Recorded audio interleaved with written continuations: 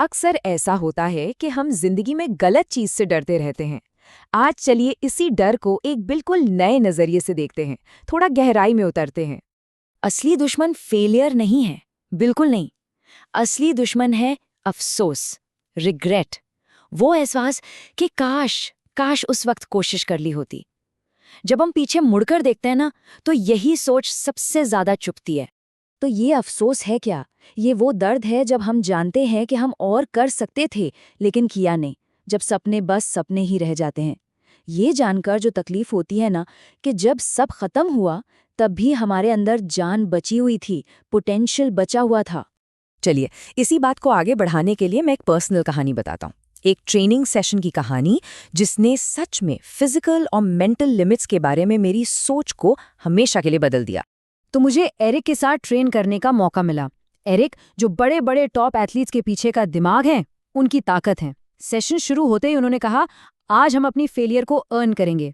मैं तो पूरे कॉन्फिडेंस में था कि ठीक है, कर लेंगे। लेकिन कुछ ही मिनटों में मेरी हालत खराब होने लगी। शरीर ने जवाब देना शुरू कर दिया।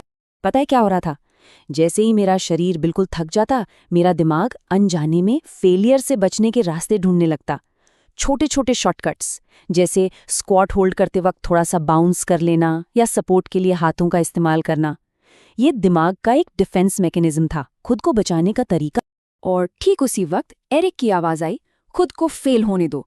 वो बार बार यही चिल्ला रहे थे, उस फेलियर को हासिल करो। और बस उस एक सेंटेंस ने सब कुछ बदल दिया। वो कह रहे थे कि मैं खुद को अपनी असली लिमिट तक पहुंचने की इजाजत दूं। और वहीं से मुझे अर्न्ड फेलियर यानी हासिल की हुई असफलता का कॉन्सेप्ट समझ आया। देखिए, ये कमजोरी की निशानी बिल्कुल नहीं है। ये तो वो एक खास पल है जब आपकी मेहनत एक आर्ट बन जाती है, जहां दर्द इस बात का सबूत होता है कि आपने वहां तक जाने की हिम्मत की जहां आप पहले कभी नहीं गए थे। तो यहाँ ना दो रास्ते साफ दिखते हैं। एक रास्ता है फेलियर से बचने का, सेफ खेलने का, जिसका अंजाम है स्टैग्नेशन यानी ठहराव। और दूसरा रास्ता है फेलियर को अर्न करने का, जहां हम अपनी हदों को बढ़ाते हैं और अपनी असली पोटेंशियल को खोजते हैं। लेकिन ये फिजिकल फेलियर अर्न करने के लिए सबसे पहले जो चीज चाहिए वो है मेंटल बिलीफ, एक मजबूत विश्वास। क्योंकि कहते हैं ना, जो आपके अंदर है वही बाहर आएगा। महान लेखक वेन डायर इसके लिए एक बहुत खूबसूरत मेटाफोर इस्तेमाल करते थे। वो कहते थे, आप संतरे से सिर्फ संतरे का रस ही निकाल सकते हैं। सिंपल है ना? इसका मतलब ये है कि जो हमारे अंदर है, जो हमारा बिलीफ सिस्टम है, हमारी बाहरी दुनिया उसी का रिफ्लेक्शन होती है। अगर अंदर संतरा है तो बाहर भी संतरे का ही जूस आएगा, ग्रेपफ्रूट का नहीं। इसकी लॉजिक बहुत सीधी है। अगर कोई ये मान ही ले कि ये तो हो ही नहीं सकता, तो सफर शुरू ही कैसे होगा? कोशिश करने का तो सवाल ही पैदा नहीं होता। लेकिन अगर मन में सिर्फ इतना सा बिलीफ आ जाए कि शायद ये पॉसिबल है, तो कम से कम एक दरवाजा तो खुलता है, एक चांस तो बनता है। तो इस सब का निचोड़ क्या है? ये मान लेना कि आप कर सकते हैं। इसकी कोई गारंटी नहीं कि आप कर ही लेंगे, लेकिन ये मान लेना कि आप नहीं कर सकते हैं, इसकी 100% गारंटी है कि आप नहीं करेंगे।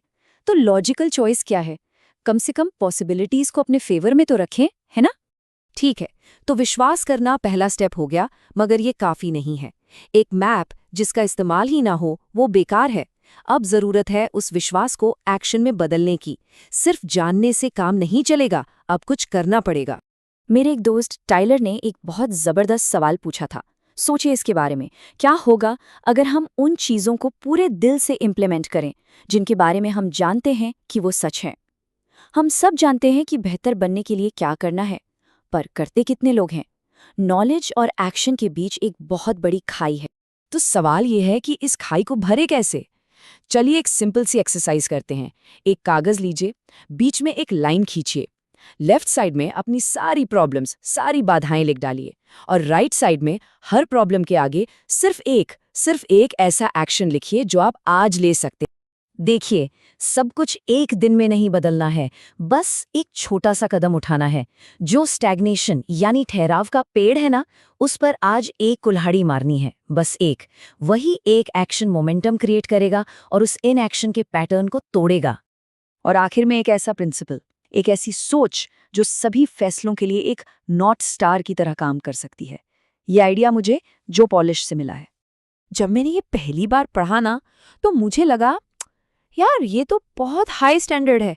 क्या जिंदगी में सब कुछ एक्सीलेंट हो सकता है? थोड़ा सा इम्प्रैक्टिकल सा लगा, सच कहूं तो। लेकिन फिर जो ने इसका असली मतलब समझाया। उन्होंने कहा यहाँ कीवर्ड एक्सेलेंट नहीं है, कीवर्ड है विलिंग, यानी तैयार। इसका मतलब परफेक्ट होना नहीं है, इसका मतलब है इस बात के लिए तैयार रहना कि हम ईमानदारी से देख सकें कि क्या चीज़ काम नहीं कर रही है और फिर उसे बेहतर करने के लिए तैयार हो जाएं।